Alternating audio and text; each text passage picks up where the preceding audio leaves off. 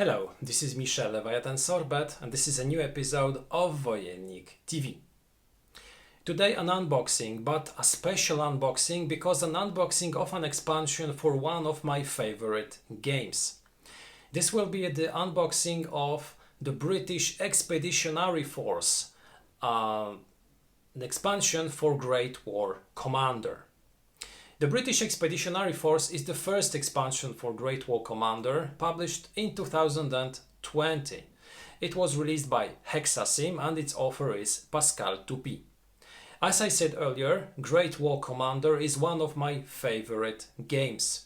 It is a game which is based on the Combat Commander engine, but it is transported to World War I and it enables us to recreate tactical engagements from the Great War. I prefer the Great War from the Second World War, so I was extremely thrilled when I first heard of Great War Commander. I acquired it and I was really amazed. This is a fantastic design. This is an extremely good game, one of my favorite war games and one of my favorite tactical games at the same time. So the British Expeditionary Force was a must-have for me, and I'm extremely glad, I'm extremely thrilled to present you the unboxing of this expansion on Wojennik TV. This will be an expansion concentrated on the British forces, both on the English but also on the New Zealand or Australian forces which fought on the Western Front during World War I. Not only British troops are included in this expansion, because you'll find also additional German troops and tanks alongside those counters. Because in the base game we got French troops, German troops, American troops, French tanks but no German tanks. Now we'll get also German tanks which will enable us to recreate tank battles from World War I. So now let's take a look inside the box and let's see how the components of the British Expeditionary Force look.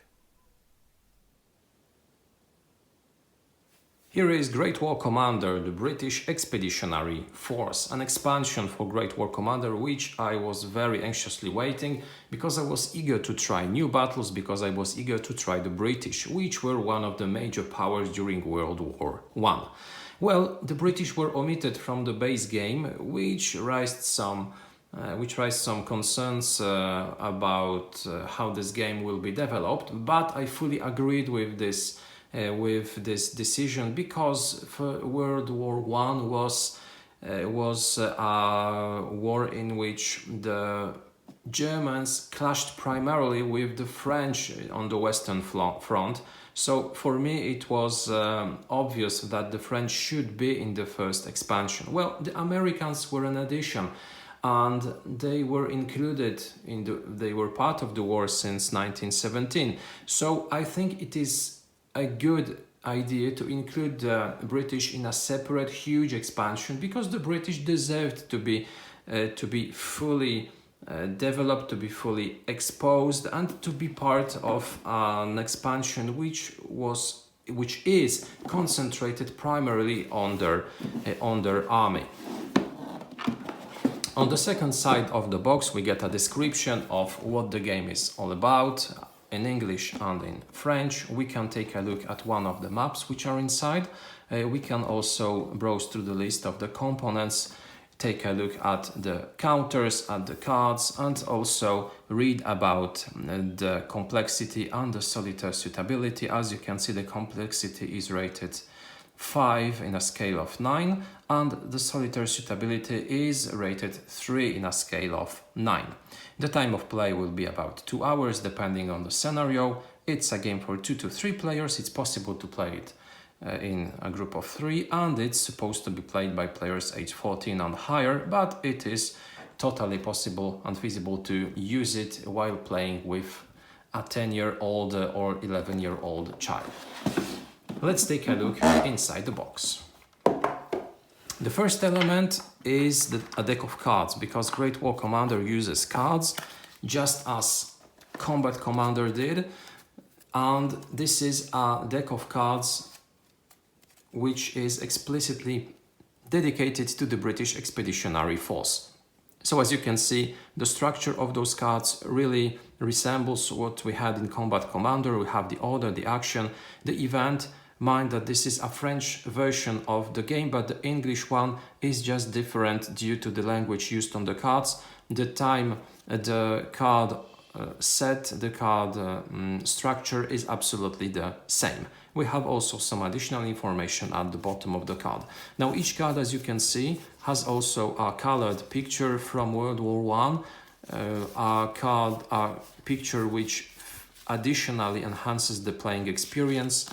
We have several different orders, for instance, artillery demand or artillery refusal, also with some artillery shells on the picture, as you can see. We have rally cards, we have attack offensive cards, progression cards, etc. We get also a special set of strategy cards, because this is the major difference, or one of the major difference between Great War Commander and Combat Commander. In Great War Commander we get this additional set of cards. Those are the strategy cards, and each nation has a unique set of those cards, which are in general meant to show the strong but also the weaker points of each nation. So here we get Allenby, we get some anti-gas equipment, comrades, the Mills grenades, Noël Chavas, Royal Tank Horse, and additional ones with the bagpipes, which are also included. This is the initiative card, which is always double-sided. As you can see, the first one will be used for British, the second one for German initiative, and also some additional 8 cards which will be used to track, for instance, the number of cards of each type remaining in the deck during play. Apart from the cards, we receive 2 booklets. The first one are the general rules for Great War Commander. This is the same set of rules that was included in the base game, with the difference that here it's version 1.1. So those are the rules which are additionally expanded, and they have some blue fragments, as you can see, which are additions compared to the original booklet, because the game evolved, because we got some frequently asked questions, and while publishing the first expansion for Great War Commander, some additions were made. So if you're using the base game, even if playing only the base game, it would be good to use the updated rules. Although if you take a look at the number of those corrections, you can see that they are really few. So those primarily will be additional explanations, not global changes of the rules. The second booklet is the booklet dedicated to the British Expeditionary Force. It shows us the different additional rules which are introduced thanks to this expansion. So we get the explanation of the additional actions, of the additional events. We have also an updated scenario generator. As you can see, it's entitled 2.0. Because this generator includes the British Expeditionary Force, and it enables us to create scenarios using British forces. And also in this booklet, a small information written by Pascal Toupy, the designer. We get also the table of the highest graded leader, both for the Marne 1914 battles, for Verdun, Saint-Mihiel, but also for the Mons and the Somme battles, which are included in this expansion. Additionally, we get also the order of battle for Mons and for the Somme, both for the British and for the Germans. And we get also a lot of new scenarios. Now we get several of them. As you can see, the first one is scenario 17, because in the base game we got 16, here it's the 17th. Each scenario, as it was in the base game, has a description of the situation. We have the map used, we have also a list of the forces, both for the Germans and for the British. the placement of the special markers and the special rules governing some changes in contrast to the basic rules. The second scenario is set also in months as well as the first one, because this was the first place during World War I where British and German forces clashed during the initial breakthrough of the German forces and their drive to Paris. Then also months once again in scenario 19 and months once again in scenario 20, so different situations, different battles. Scenario 21 takes us directly to 1915 and to the Battle of Neuve-Chapelle. Then scenario 22 to Beaumont-Hamel in France in July 1916. Scenario 23 will be set in Bois de Ville in July 1916. In scenario 24, fought on a lunar landscape, will be taking a look at Passchendaele in Belgium. Then Saint-Quentin in March 1918, again on a lunar landscape. Finally, in April 1918, and Villers-Bretonneux will get a scenario with tanks, because in this expansion we get British tanks and we get also German tanks. They were absent from the core game. Here we get them. Now this is an interesting clash, Villers-Bretonneux. 24th April 1918, look at this. This is an armor clash set in World War I, so a very interesting and very rare situation. This is an interesting one, also Villers-Bretonneux, because we get one only counter on the German side and 4 counters or two counter units from the British perspective. So this is a very small, very quick scenario, but also a very interesting one. Maybe this is a good scenario which we can use if we want to learn the rules governing armor in Great War Commander. Scenario 29, which will be using Australian forces, is set also in 1918. Scenario 30, which will use an army composed both of British and American troops, is set also in 1918. Scenario 31, this time we'll get New Zealand troops, which will clash against German forces using armor. And the last scenario, the 32nd scenario, is set in November 1918, just before the war ends, with some British troops opposed to German troops. So a lot of interesting scenarios which will enable us to recreate very different moments of the war. Then we get the scenario, the counter sheets, 2 counter sheets of counters and markers. As you can see, we get both infantry troops used in 1914. Then we receive another set of counters which will be used from 1915 until the end of the war. We get the armor used by the British, so Mark IVs, the whippets also, so different kinds of tanks. The small markers, the small counters will be used, for instance, for Vickers or Maxim machine guns. And the second side of the second counter sheet will include, for instance, German armor, as you can see. Then we get also the maps, and quite a few of them.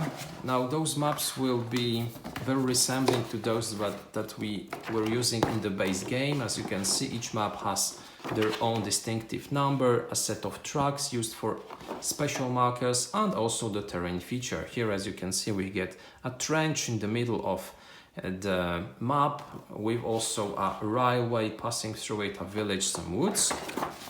On the second side we get a more flat map with some crops, with some buildings inside Cerisy, which is one of the villages. But those maps are very different, because if we take a look at the first ones, we can see that the maps which recreate the Belgium landscape near Mons are, for instance, full of villages, but also with a canal, the Canal du Centre, which crosses the entire board, because in Mons the canals were an important part of the landscape, and that's where the British and the Germans initially clashed. On the second side, again Canal du Centre, because we'll get several scenarios recreating this battle. And apart from this, we get also maps with the lunar landscape, of which I have spoken already before. As you can see, those maps resemble the lunar landscape, not Earth landscape. So very interesting also, and very appealing to our imagination. Well, and that's pretty it when it comes to the components which are inside the box of the British Expeditionary Force. I would like now to pass to a short conclusion, because I would like to share with you my initial thoughts. Great War Commander is a game in which you receive a ton of very high quality components. And this expansion, the British Expeditionary Force, is no exception. It is of the same very high quality. I love the artwork on the maps. They are not only pretty, but also extremely functional, with huge hexes on which you'll be able to store everything without any problem, with all the tracks which you need to play a game. At the same time, the artwork used is extremely pretty, so what not to love in this game? The counters, extremely functional, extremely pretty at the same time, a big range of additional scenarios, another possibility to play a new campaign, an upgraded scenario generator. This is absolutely terrific. This is a must-have for every Great War Commander fan. I'll present you this game once more during a future review, but now I grab the box, I'll take the counters from the counter sheet, and I'll play my first game. I just can't wait to do it. This was the unboxing of Great War Commander, the British Expeditionary Force, the first expansion for Great War Commander, published by Hexasim. I invite you to take a look at our other videos. We have more unboxings. We have also some English reviews on our channel. Take also a brief look at our Facebook and Instagram accounts. Have a terrific day, and see you next time.